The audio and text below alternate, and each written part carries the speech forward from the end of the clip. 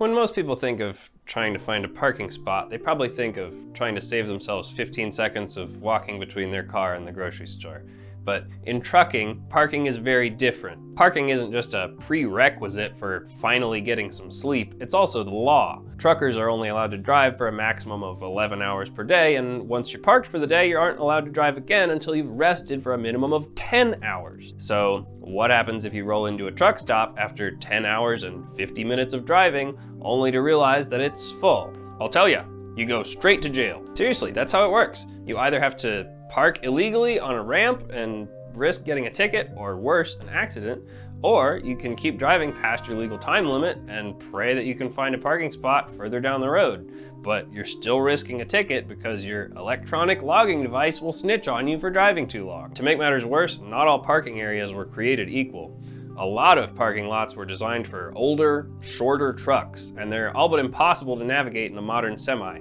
And some are just a big swath of asphalt with zero amenities. If you want to park somewhere that you won't get your fender mirrors ripped off, and you want to be near indoor plumbing so you don't have to poop in a garbage bag, well, you better get there by 5 p.m. at the latest, because after dark, every single truck stop in America is full. Every single one. Obviously, I'm exaggerating. It's not quite that bad yet, but it's difficult to convey to people who haven't lived it just how serious this problem is. And it's only getting worse. A 2019 report found that 98% of truck drivers regularly experienced problems finding parking. And check out this statistic. There are 3.5 million truck drivers in the United States and only 313,000 truck parking spaces. For every 11 drivers, there is one parking spot.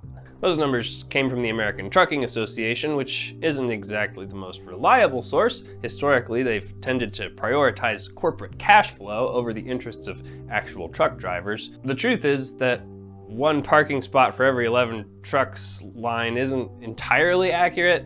Local and line haul and private fleet drivers usually park on private property at a company terminal or at a drop lot, and those spaces aren't included in the national total. So you don't really have 11 drivers competing for every parking spot every night.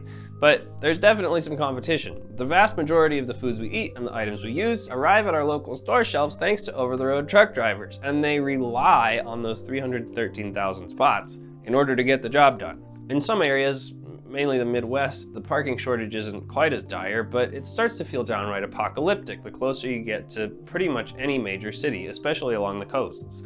Truck stops are almost always built in the middle of nowhere, which makes total sense, cheap land, low taxes, etc. But as a trucker, it's infuriating. Areas with the highest population density require the highest volume of truck deliveries to meet consumer demand, yet they have the least amount of parking.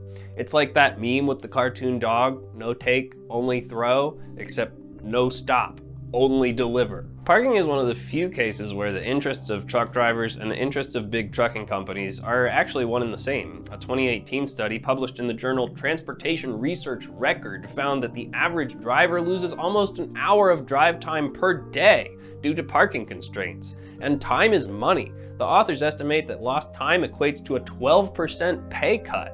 Driver pay is based almost entirely on miles driven, and if drivers are losing money, that means trucking companies are losing money too. And when trucking companies lose money, they eventually pass those losses onto us in the form of higher prices. 71% of domestic freight is transported by truck. We've all heard about how supply chain issues have contributed to higher prices lately. It's hard to quantify exactly how much the parking shortage costs the average American consumer, because I went to truck school, not math school. But you can trust me on this. The cost of trucking is built into just about everything you buy.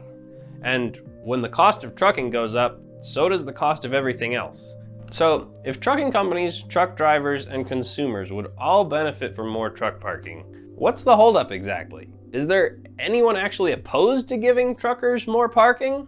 It turns out there is. It's the three corporations that own all the truck stops. Unfortunately for drivers, the truck stop companies realized long ago that investing in bigger parking lots is a game of diminishing returns. Not everyone who parks at a truck stop will go in and buy stuff, and if all the trucks drive themselves one day, they may not have to park at all. But even in the short term, if a truck stop can achieve their target profit margin with, say, 100 parking spots, there's no motivation for them to build any more than that. In fact, it often feels like the truck stop companies are actively working to exacerbate the parking shortage. Why? Because, my friends, there is money to be made. Most truck stops now set aside large sections of their precious asphalt for reserved parking, which they sell to desperate truck drivers for $15 a night. As an individual trucker, you can solve the parking problem for yourself by just coughing up the dough, but that's an individual solution to a systemic problem. Not to mention, $15 a night adds up to $450 a month, almost what I pay to live in this actual apartment, which includes actual walls. Not to brag, but I don't even have to wait in line to take a shower. I can't believe it either. Anyway, that's the video. Build more parking. It'll make America safer, less stressful, more efficient, and more productive. And we all know what happens when worker productivity increases, right?